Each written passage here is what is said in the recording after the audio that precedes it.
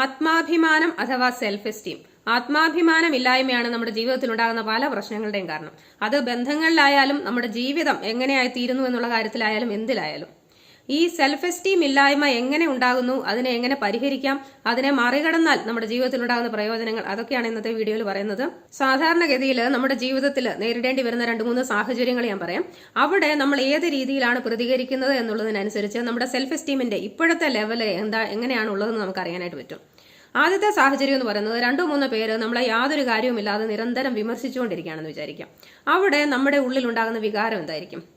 അവർ പറഞ്ഞത് എന്നെ പറ്റിയുള്ള അവരുടെ അഭിപ്രായം, അതിൽ എന്തെങ്കിലും കാര്യമുണ്ടെങ്കിൽ ഞാൻ സ്വീകരിക്കും, യാതൊരു കഴമ്പും ഇല്ലാത്തവയെ ഞാൻ തള്ളിക്കളയുമെന്നുള്ള നമ്മളോട് തന്നെയുള്ള ഒരു വിശ്വാസമാണോ, അതോ അവിടെ അത് കേട്ടിട്ട് ഇൻഫീരിയർ ആയിട്ട് ഫീൽ ചെയ്ത് മാനസികമായിട്ട് തളരുമോ? ഒന്ന് ആലോചിച്ച് നോക്കുക.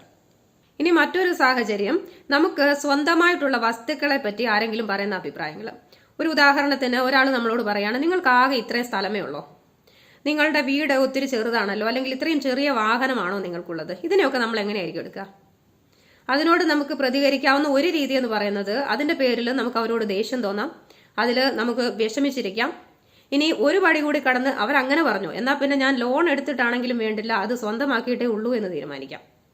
പക്ഷേ പ്രതികരിക്കാവുന്ന മറ്റൊരു രീതി എന്ന് പറയുന്നത്, അവർ പറഞ്ഞത് അവരുടെ അഭിപ്രായം, അവർക്കത് പറയാനുള്ള എല്ലാ സ്വാതന്ത്ര്യമുണ്ട്, അതിനെ ഞാൻ പൂർണ്ണമായും ബഹുമാനിക്കുന്നു, പക്ഷേ ഇപ്പോഴത്തെ എൻ്റെ സാഹചര്യത്തിൽ എനിക്ക് ഇതിൻ്റെ ആവശ്യമേ ഉള്ളൂ എന്ന് ചിന്തിക്കാം.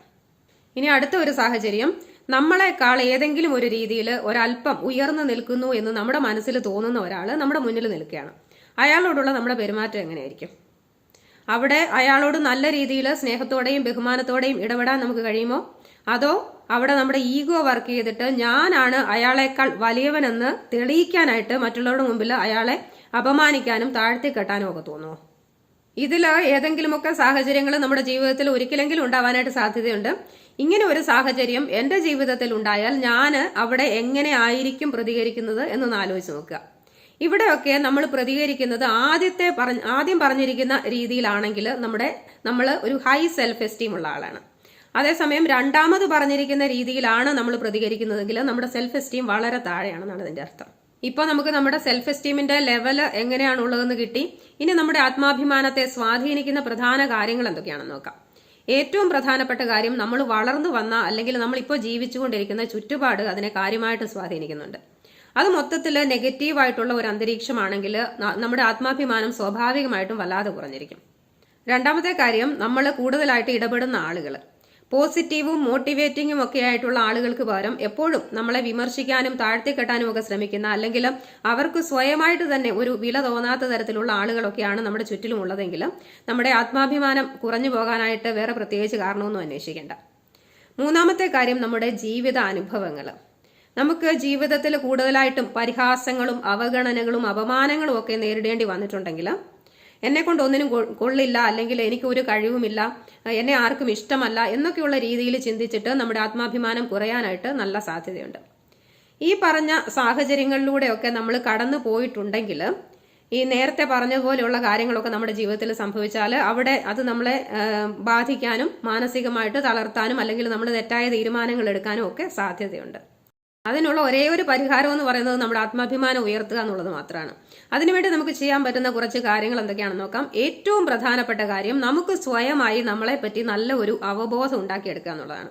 അതായത് നമ്മൾ ആരാണ്, എന്താണ്, നമ്മുടെ കഴിവുകൾ എന്താണ്, നമ്മുടെ കുറവുകൾ എന്താണ്, നമ്മുടെ ഇപ്പോഴത്തെ സാഹചര്യം എന്താണ്, നമ്മുടെ മുന്നോട്ടുള്ള ആവശ്യങ്ങൾ എന്താണ്, ഇങ്ങനെയൊക്കെയുള്ള കാര്യങ്ങൾ.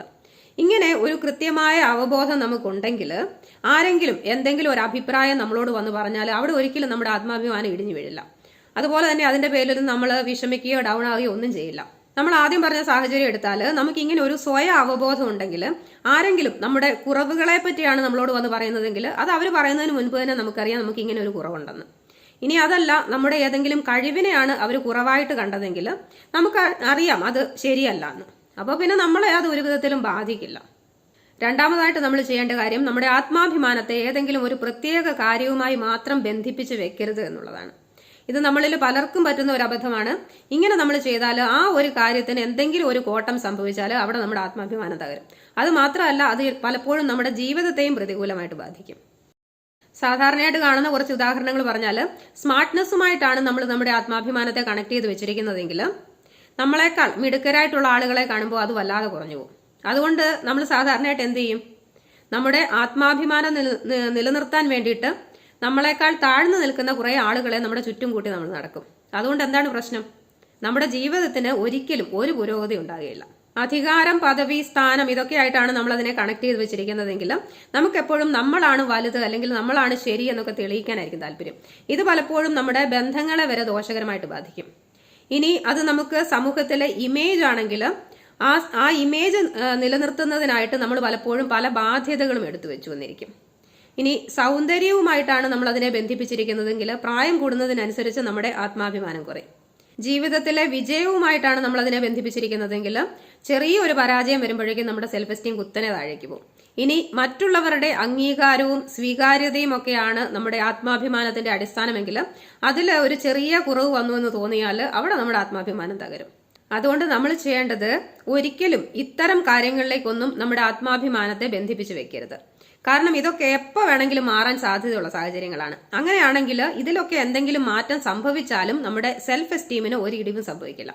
പകരം നമ്മൾ അതിനെ കണക്ട് ചെയ്ത് വെക്കേണ്ടത് നമ്മളിലുള്ള ഒരിക്കലും നഷ്ടപ്പെടാത്ത നല്ല കാര്യങ്ങളിലേക്കായിരിക്കണം. ഉദാഹരണം പറഞ്ഞാൽ സത്യസന്ധത, ആത്മാർത്ഥത, വിശ്വസ്തത പോലെയുള്ള നല്ല മൂല്യങ്ങൾ, നമ്മുടെ ഏതെങ്കിലും പ്രത്യേകമായ കഴിവുകൾ, നമ്മുടെ അറിവ്, നമ്മളോട് തന്നെയുള്ള നമ്മുടെ വിശ്വാസം, സത്യത്തിന്റെയും ന്യായത്തിന്റെയും ഭാഗത്ത് ഉറച്ചു നിൽക്കാനുള്ള ശക്തി, ഇങ്ങനെയൊക്കെയുള്ള കാര്യങ്ങളിലേക്കാണ് നമ്മൾ അതിനെ കണക്ട് ചെയ്ത് വെച്ചിരിക്കുന്നതെങ്കിൽ ചുറ്റുമുള്ള സാഹചര്യങ്ങൾ മാറുന്നതിനനുസരിച്ച് ഒരിക്കലും അതിൽ ഒരു ഇടിവും സംഭവിക്കില്ല. ഇനി നമ്മുടെ ആത്മാഭിമാനം ഉയരാൻ നമ്മളെ നന്നായി സഹായിക്കുന്ന മൂന്നാമത്തെ കാര്യമാണ് ഹൈ സെൽഫ് എസ്റ്റീം ഉള്ള ആളുകളുമായിട്ടുള്ള ഇടപെടൽ. ഇത് എല്ലാവർക്കും ഒന്നും സാധിക്കണമെന്നില്ല. പക്ഷേ അതിന് ഏതെങ്കിലും ഒരു സാധ്യതയുണ്ടെങ്കിൽ അത് നല്ല രീതിയിൽ പ്രയോജനപ്പെടുത്തുക.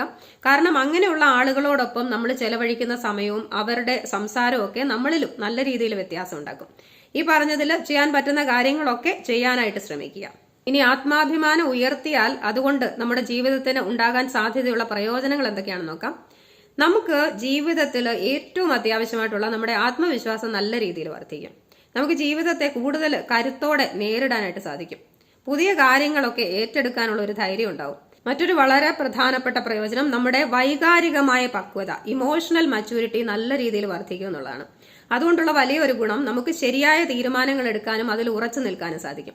എവിടെ പ്രതികരിക്കണം, എവിടെ പ്രതികരിക്കേണ്ട എന്നൊക്കെ നമുക്ക് നന്നായിട്ട് അറിയാൻ സാധിക്കും. മറ്റൊരു പ്രയോജനം അത് നമ്മുടെ ജീവിതത്തിലേക്ക് കൊണ്ടുവരുന്ന അതിരില്ലാത്ത പോസിറ്റിവിറ്റിയാണ്. നമ്മുടെ മൊത്തത്തിൽ നമ്മുടെ ജീവിതത്തിന്റെ ക്വാളിറ്റി നല്ല രീതിയിൽ വർദ്ധിക്കും.